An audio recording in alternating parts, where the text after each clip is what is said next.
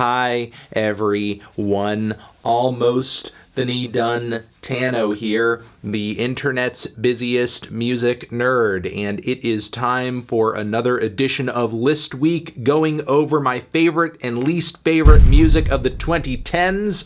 I've done my worst singles, my worst albums, like a good boy, and now I'm doing my top 100 songs and singles of the decade. Partially, doing a list like this makes me sad because there's so many other tracks that I loved and I thought were good that would be lovely on a list like this, but hey, I had to cut it to 100 for my own sanity, which is hanging by a thread. And the point of a list like this is to cut it down to the cream of the crop. Anyway, having said that, given there are 100 songs on this list, I cannot speak at length on every single song on this list. This video would be like an hour long. So like my other list videos, I am going to speak the most about the songs that land closest to the top. And for the sake of convenience as well as directness, I'm gonna have the bottom 50 of my top 100 scroll by right now. The bottom 50 in my top 100 list. Going by, lots of cool stuff in this part of the list. Woo, yeah, going from 100 to like 51. That's the first half of the list. Yeah! So with that being done, let's get into the upper half. At number 50 is King Gizzard and the Lizard Wizard with their thrash anthem For a Dying Planet, Planet B. At number 49, we have the incredible, the iconic, the talented Janelle Monáe with the funky, jazzy, peppy, and catchy Tightrope featuring Big Boy. 48, it is a punk anthem of cross-cultural understanding and friendship. Idols, Danny Nedelko. 47, satanic metal gets its mojo back with Ghost, Cirice. Number 46, it is Natalia Lafourcade with Danza de Gardenias. Lovely, beautiful ballad with gorgeous vocal harmonies and irresistible Latin flair. And at 45, we have the tragic and depressing, soul-crushing, heart-wrenching Hood from Perfume Genius. Number 44, a dreamy ballad of love and affection from the duo Beach House, Take Care. Number 43, 1539 North Calvert from JPEGMAFIA, easily one of the boldest and most impactful rapper-producers to break this decade. At number 42, it is the hushed and chilling acoustic number from Sufjan Stevens' Should Have Known Better, and the even more chilling and actually harrowing in terms of storytelling, King Park from La Dispute sits at number 41. Experimental pop absurdists 100 Gecs sit at number 40 with Money Machine, and Frank Ocean goes progressive with R&B and art pop with his lengthy, multi-phased, and epic Pyramids from Channel Orange. With number 38, we get crushing and bold post-punk on Shut Up from Savages. And on number 37, we get a banger, an anthem of big, braggadocious energy and female unity, Formation from Beyoncé. The bubbling and bustling battles with Ice Cream lands at number 36. Number 35 on our list is a wonderful expression of digital love, Hannah Diamond, High. I really admire the way this track portrays love, infatuation, crushes through, I guess, just a digital space and medium. It's very modern. And at number 34, we have one of the bravest and most thorough takedowns of racist police brutality from Clipping with Knees on the Ground. Number 33, one of the most insane and off-the-wall creative and bold bangers of the decade. It's gotta be Tonight with Higher Ground. And at 32, we keep a gold chain on our neck with Brockhampton on gold.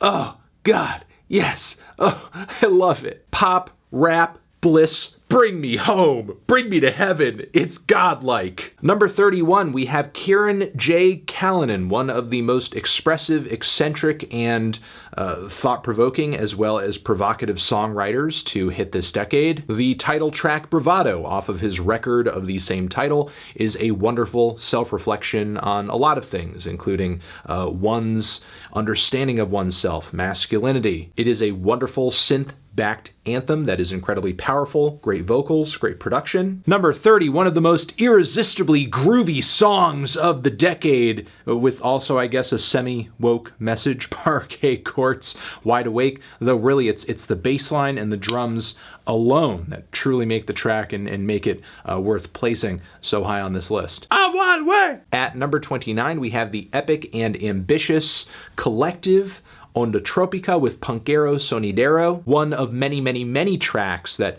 makes Onda Tropica one of the most inventive and exciting mixes of musicians in Latin music, as this track is an incredibly fun and strange psychedelic mix of punk music and a whole host of different Latin flavors. Next at 28, we have Danny Brown with the harrowing and eye-widening, disturbing Ain't It Funny, which is actually not about anything funny at all. It's quite sad. And I think Danny, with his rapping, how manic it is, how hurried and expressive it is, combined with the bombastic horn-backed beat, which sounds like something out of a horror movie soundtrack. He really brings home the fear as well as the feeling of impending doom when you are just making the loudest cry for help that you can possibly imagine. On number 27 from our list, Kanye West himself is on an epic power trip on the song Power, a song that really needs no explanation. And with 26, we have one of the most compelling, subtle, and hypnotic micro house jams of the decade, Fortet with Love Cry. Number 25 on our list here is graced by YG's FDT, because FDT. And with 24, we have Lingua Ignota with Do You Doubt Me Traitor, a song that the more I listen to it, the more deeply disturbed by its vocals, its sound, its everything I am. Also disturbing in many respects is the daughter song Satan in the Wait, an amazing, dark, expansive track from their latest comeback record, which you already must know at this point, I think is amazing. Also amazing at number 22 is the lyrically and instrumentally inventive Numbers on the Boards from Pusha T. Only a rapper of T's caliber could even begin to approach a song and an instrumental like this and pass with flying colors. On number 21 here, one of my favorite bands of the decade, Algiers,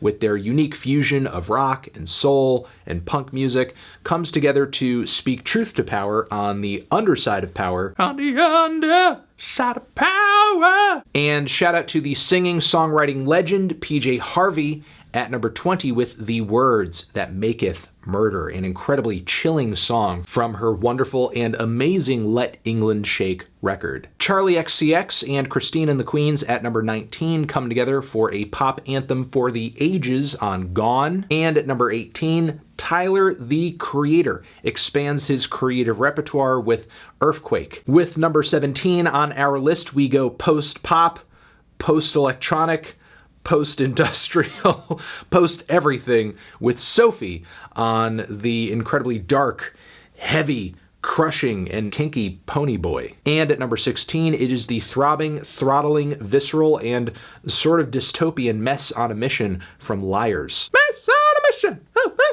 Challenges toward gender norms as well as work culture are set at number 15 on Dorian Electra's Career Boy. Na na na is how our number 14 single sounds. Ariel Pink's Haunted Graffiti with Round and Round, a fantastically strange and anachronistic approach to vintage pop music and disco. At number 13, we have the lovely, wondrous, and enchanting Good Intentions Paving Company from none other than Joanna Newsom. And number 12 marks, I guess, what I think is my favorite synth pop anthem of the decade, LCD Sound System, I Can Change. On number 11, one of the smartest and, in my opinion, most entertaining songwriters of this decade comes through and with an amazing song gives sex workers their due on Far From Born Again. And now we are here in the 10 spots, the top 10 spots. I'm so psyched. Here we go. Let's do it. Starting off on number 10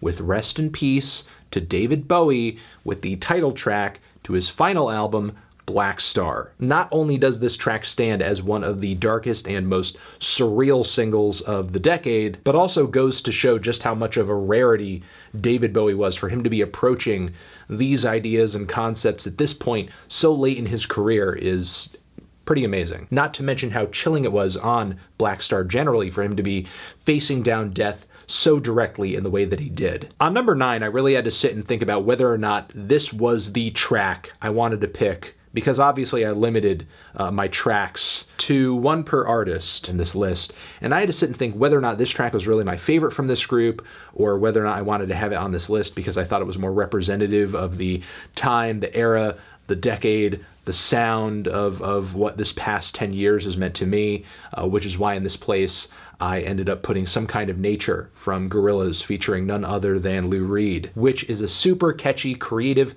amazingly produced, and colorful dystopian take on our very grim environmental future with, again, some amazing vocal work from Lou Reed. Number 8 on our list is a song whose emotional pain really and truly needs no in-depth explanation. Not only because of the story behind the album it's from, but also it's really just there on the face of it once you listen. Of course, I am talking about Mount Erie's Real Death. At number 7, not only for its creative instrumental, its energy, but also its messaging, I have placed The Knife with their strangely tribal fusion of house and art pop on Tooth for an Eye. Number 6 on our list, I guess you could say is my rock song of the decade, Swans, Oxygen. One of the most crushing, apocalyptic, and I guess I don't know how else to explain the rage of this track outside of it feeling like a fight or flight reflex going off and you're just everything's just disintegrating like a cool anime. At number 5, we have the hard hitting, we have the socially aware, we have the colorful, expressive, multi-phased, and very apt for the time period that we are in. This Is America from Childish Gambino, a song that somehow says a whole lot without really trying to say a whole lot. And with our number 4 spot, I think Father John Misty gets to the heart of many of our current day societal ills, as well as just issues of the human condition on the title track to his Pure Comedy record, Pure Comedy. A track that I love, but simultaneously I have a difficult relationship with it because its description of so many of our issues seems just so accurate. It almost makes me feel like, damn, it's like there's nothing we can really do. We're just fucked. However, I don't truly want to feel that way, and I fight that feeling every day. And honestly, I don't think that's the take that Mr. Tillman would want one to have from this song anyway. But still, powerful tune, amazing tune, great lyrics, great everything.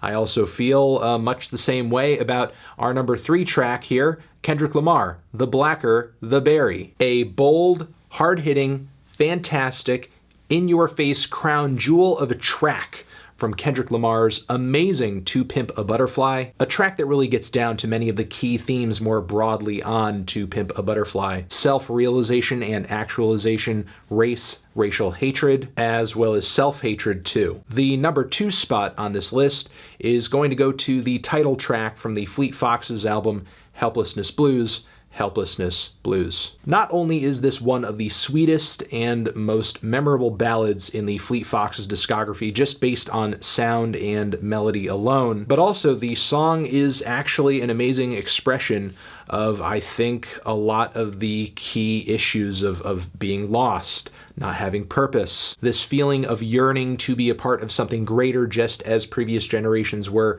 allowed to, that the millennial generation has just had robbed from them, essentially, and younger generations coming post the millennial generation too, as I think economically, socially, there has been quite a shift that this song in a weird way reflects on without having fully experienced the brunt of it yet. In a way, this track is actually quite predictive, as these very real and unaddressed feelings of generational doubt, fear, also this need to fulfill a purpose, I think are stated on this track and ended up going into or evolving into much uglier things down the road this decade. In a way, I guess you could say this track is a marker for a point of transition into something very negative and grim, which leads me to my number one spot, which is where I place Death Grips with the song Hacker. A track that, the more I think about it, is maybe the most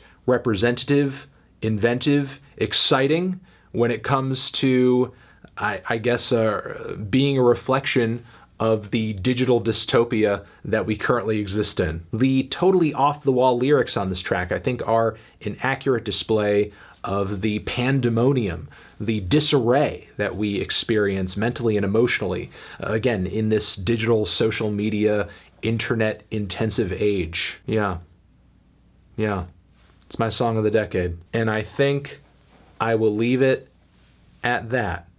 Thank you so much for watching, not only this video, but for all of you who have been watching me over the past 10 years.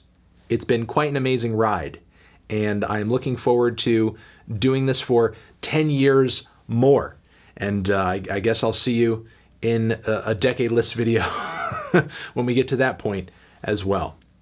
Transition, that's the list. You can see all the tracks in this list down in the description box, so you can check them out for yourself. And you're the best, you're the best, you're the best, you're the best. Anthony Fantano, best songs of the decade forever.